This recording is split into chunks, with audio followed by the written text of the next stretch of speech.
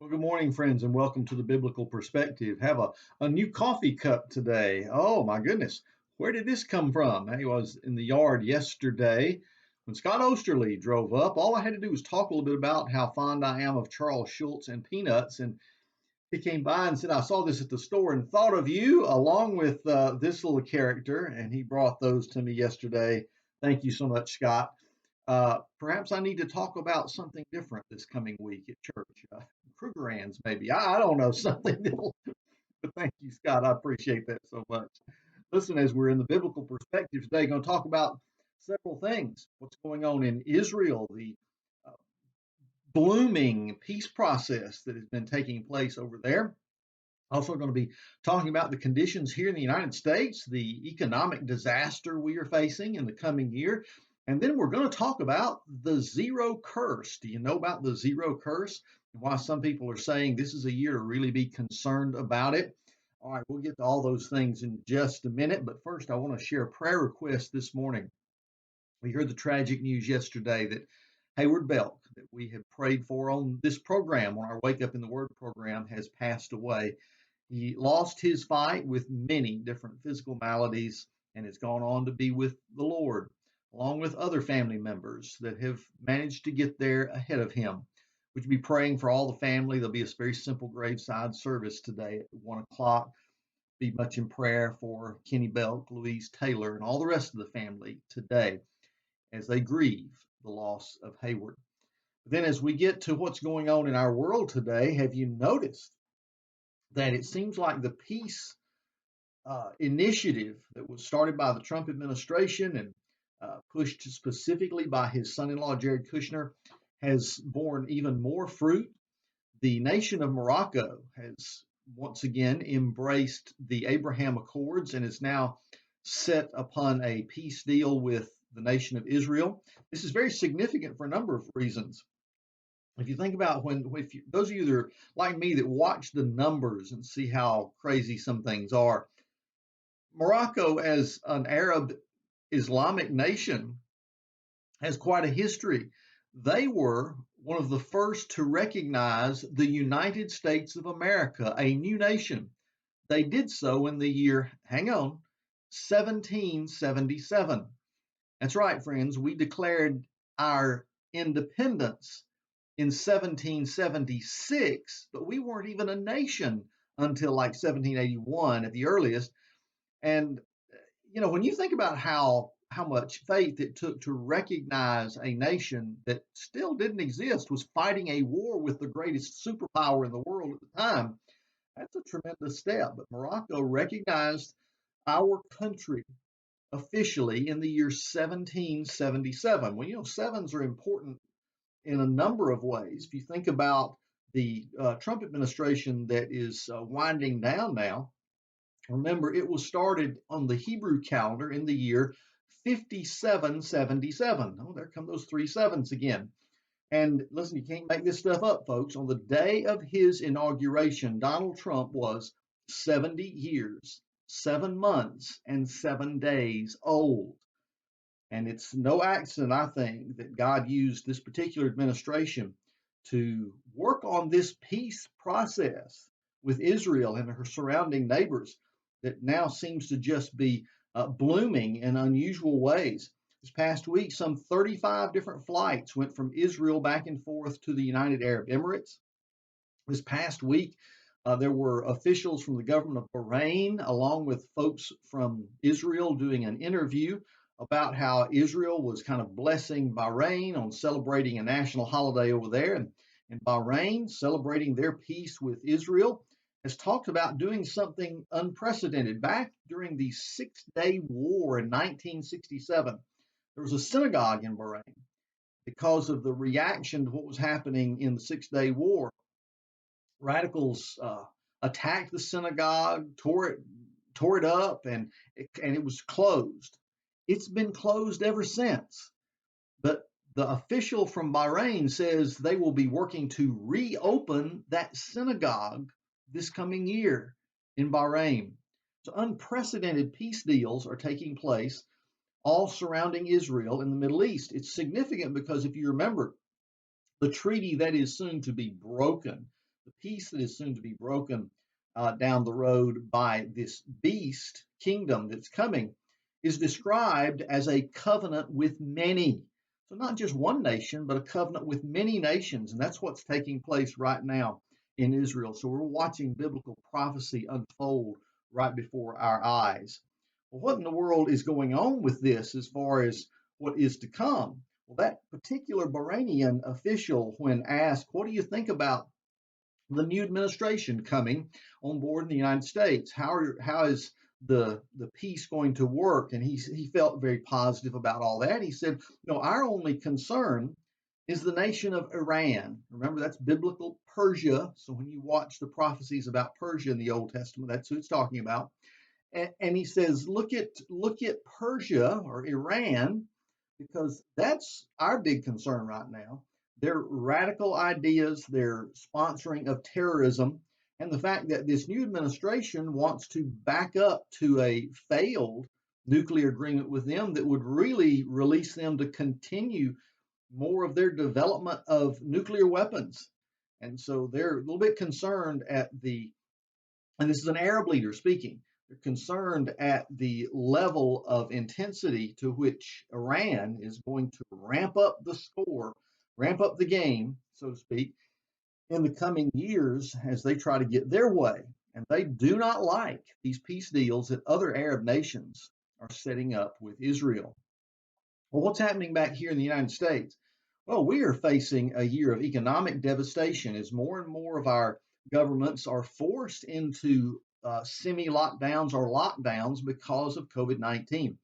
Yeah, there's a vaccine out. There are now a couple of vaccines out, and some people are receiving those, but it's too slow of a pace to have a big impact and won't until pretty far into next year at the earliest.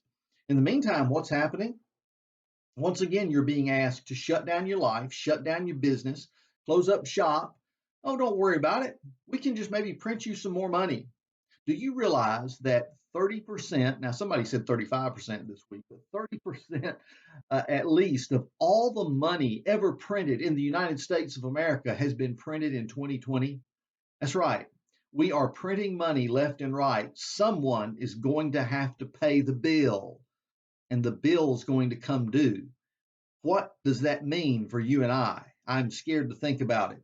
Already, some folks are talking about instituting brand new taxes across the board, everywhere, to try to raise money to pay for all this stuff that's been happening. And what happens when you raise taxes? Those of us who can't move, who are just kind of stuck here, have to pay the bill. What happens to those rich folks? Well, they just move. Good example. When you look at the richest people in the United States, there's a list. You should do the top 5. I'm going to actually do 6, and you'll see why in a minute, because sometimes these figures move up and down. Depends on how much your stock is worth this week, Elon. But the richest people in our country, Jeff Bezos, the head of Amazon, he was the first one to reach a net worth of $200 billion. Warren Buffett, of course, Elon Musk of Tesla and Boring Company and SpaceX and all those companies he has. Bill Gates, of course, Microsoft founder. Mark Zuckerberg. How do you make something called Facebook and become a billionaire? Good question, Mark. And then Larry Ellison. That's one of the names that many of you wouldn't recognize. Larry Ellison, the founder, longtime chairman of Oracle, has moved. He lived rather in the Bronx in New York City, happily for a long time. And now New York's talking about the wealth taxes they're going to have to impose on people to pay for all the mess that's been caused. Well, Larry Ellison just moved. Easy for him to do. He's worth billions, and he moves to Lanai. We're talking about one of the islands of Hawaii. Oh, it's a tough life, man. Yes, I'm not going to stick around here for your wealth tax. I am going to get out of Dodge. And that's what's happening with a lot of those folks. So who's really going to be paying for this mess? It's going to be you and I, my friends, those of us who can't get out of those places that now need to raise the money to pay for all this stuff that's been passed around. Well, as we look at the terrible condition that our nation is in, it throws us toward what everybody says is going to take place next year. And I'll do a special program on this by itself eventually. That's the Great Reset. Already, the World Economic Forum is saying, leaders of the world, it's time to come together. Lucerne, Switzerland, next May. We're going to make this thing happen. They're already putting out commercials about it. You may not have seen those in the United States, but they're happening all over the European and a lot of the English speaking world, where they are already saying in the commercials, 2030, you will own nothing and be happy. Anything you need, you will just rent it and a drone will deliver it to your house. I mean, these things are in the commercials saying this is the reset, this is the new society we're going to place over the world. And it looks like we as a nation are becoming weaker and weaker, making us now just part of that great beast the Bible prophesies that will take place in the end times. A beast that it says has seven heads and 10 horns. It's interesting right now. It seems like the world's economy is run by a group called the G7 now, the seven largest economies in the world. But how is all this going to change, especially with the fact that Red China is out to become the greatest economy and the greatest nation in the world? That's their objective. They make no secret about it. They already have the largest standing army, now the largest Air Force, and now the largest Navy. Yes, bigger than the United States in all of those respects. And they want to impose their will on surrounding nations. What's this going to look like down the road? Well, that's another program all by itself. So as we look at these things happening around us, Christian, it's not a time to fret. It's a time to trust in the Lord, because God is in control. He told us this stuff ahead of time, that the world would finally, just before Jesus returns, come under the sway of this gigantic beast empire. It's going to literally take over the whole world, or at least have some kind of impact on the whole world. And that's the beast that Christ will break when he returns. And as we look at this, it makes us think, wow, do these people just have some kind of spiritual power we don't know about? And one of those powers that's being brought up now that Joe Biden is president-elect of the United States is something called the zero curse. Now, do you know what the zero curse is? Now, many of you do. And so, for those of you who know, just bear with me while we share a little bit of the background on this. You see, the zero curse took place in the early 1800s when, among other things, there was a lot of really bad relationships between the new leaders of this new nation coming, all these Europeans and others coming into the new United States of America, with the Native American population. In particular, there was a leader who, before he became president, was a great general and a politician and made treaties and the like, a guy named William Henry Harrison. Seems like he did not get along with Shawnee leader Tecumseh and tricked him into some agreements that he did not keep. Ended up handing over great swaths of land, a lot of it primarily in Indiana and other places, that, uh, you know, over and over again, treaties were broken. The Native Americans were treated poorly.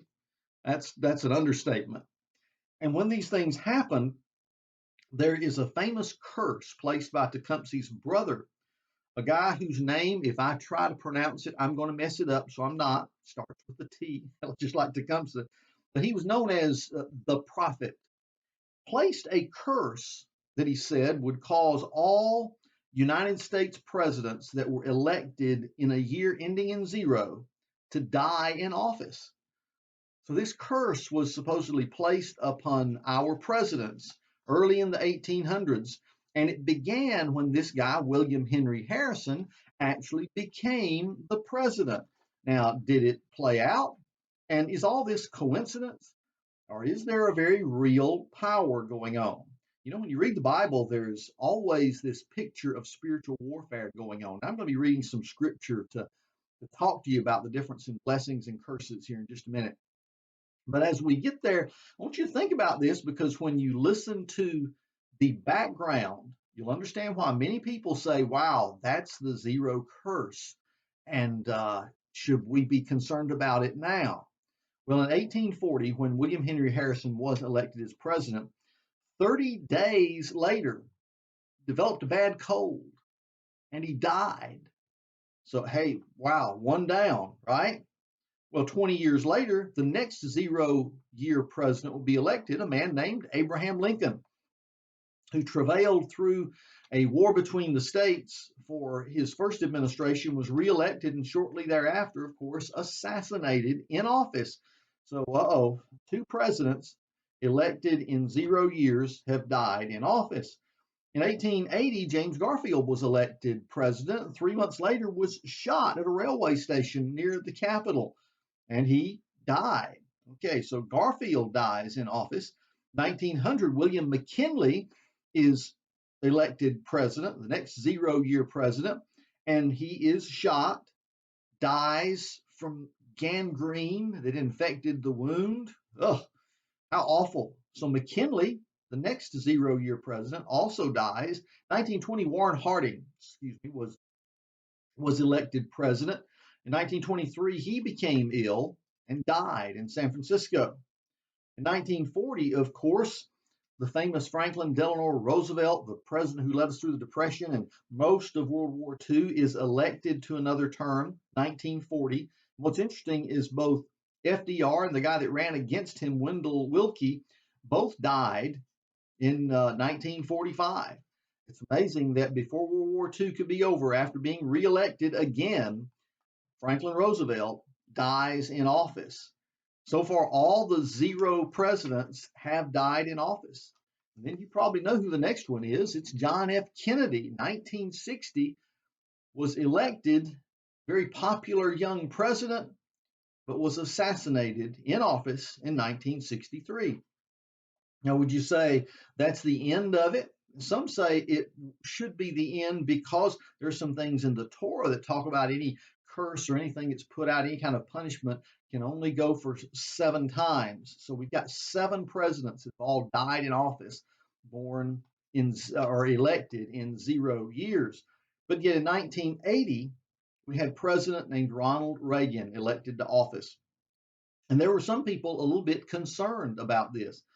Something was formed, though, that you may not know about. I mean, you may see it in operation. It's been operating since then. It's called a presidential prayer team. A number of Christian believers saw the need to surround the President of the United States with the powerful prayers of God's people. And yes, there was an attempt to assassinate Ronald Reagan. He was shot by John Hinckley Jr., and as he survived that time, he famously stated, as far as how this had opened his eyes to his relationship with God being deeper, that whatever days were left to him were his, were God's. And so Reagan survived that attempt and became the very first president since the curse to survive 2 terms and did not die in office. Is it because the curse is over, or was it because God's people praying over that president to protect him from that curse? Well, has there been a 0 president since then? Yes. And it was George W. Bush, elected in the year 2000.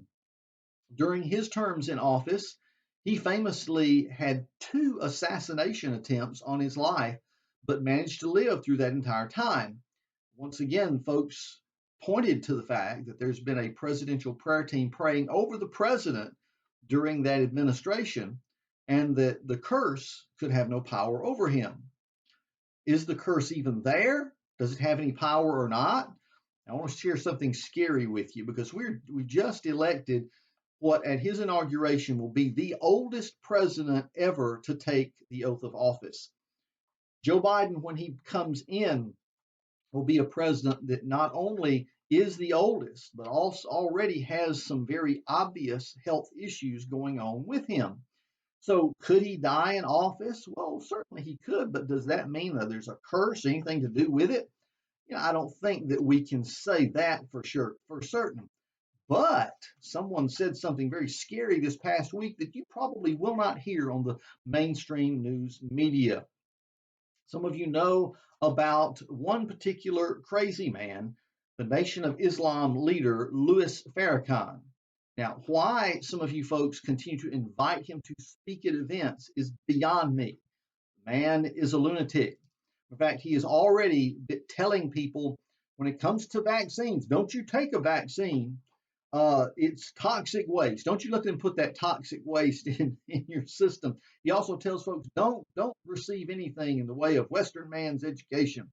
Of course, being of the Nation of Islam, he is a Muslim. He's an anti-Semite. He says crazy things all the time.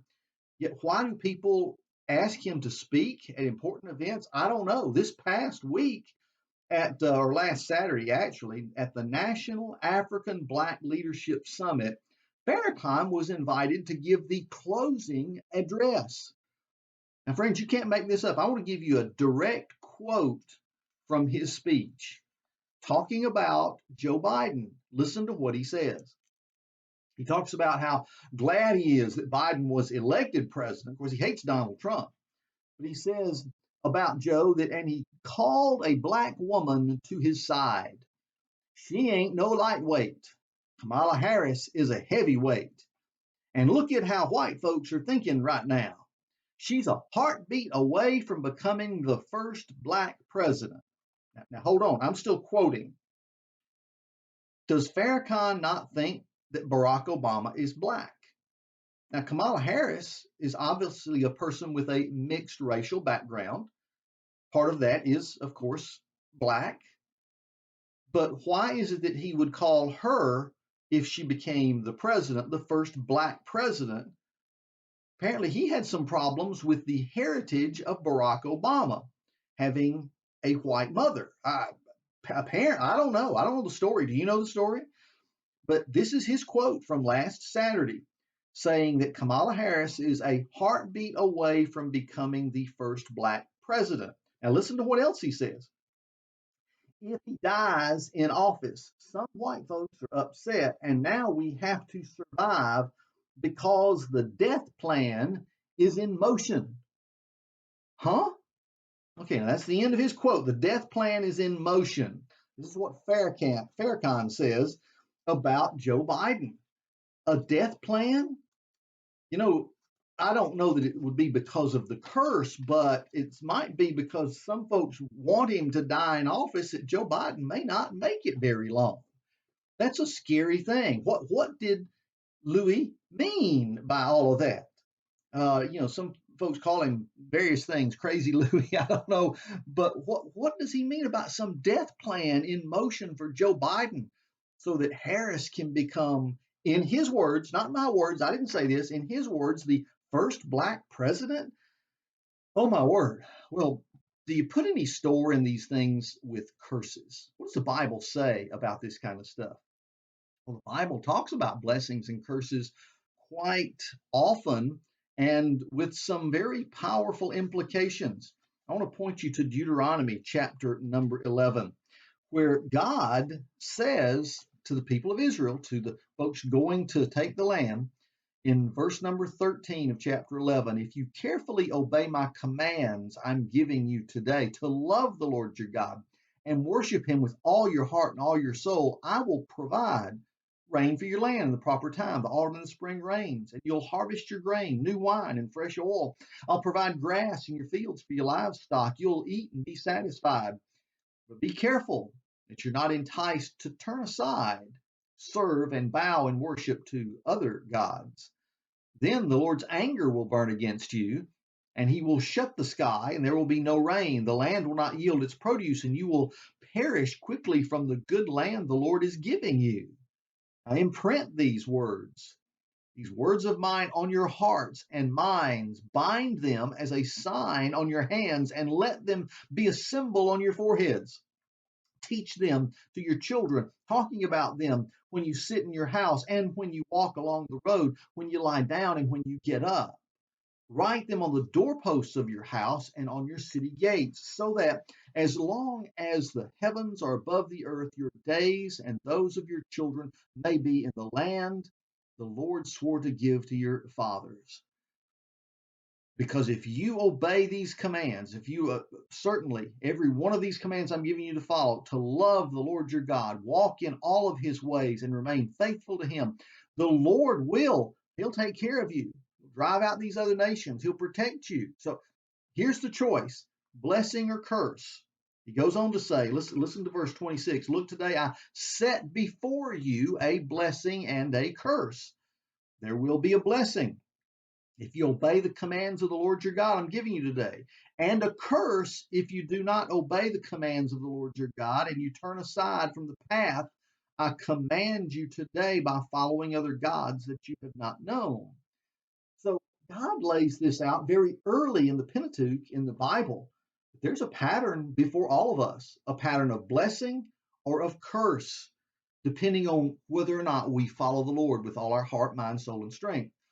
With that being said, we know there are demonic forces out there that want to both take away God from all the memory of our people and to curse us and destroy us as a nation. He hates us because of all the good things that have taken place. And I know many bad things we need to repent of, but all the good things that have taken place because of this nation, and he'd like to destroy it. So, what do we need to understand? If there is a curse you need to worry about, then you need to place it before the Lord so you don't have to worry about it. Now am I confusing you really? Listen, Paul talks about this power that you and I have through the blood of Jesus to stand up against curses.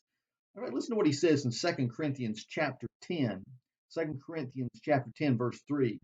He says, although we live in the flesh, we do not wage war according to the flesh, since the weapons of our warfare are not of the flesh, but are powerful through God for the demolition of strongholds. King James says the pulling down of strongholds.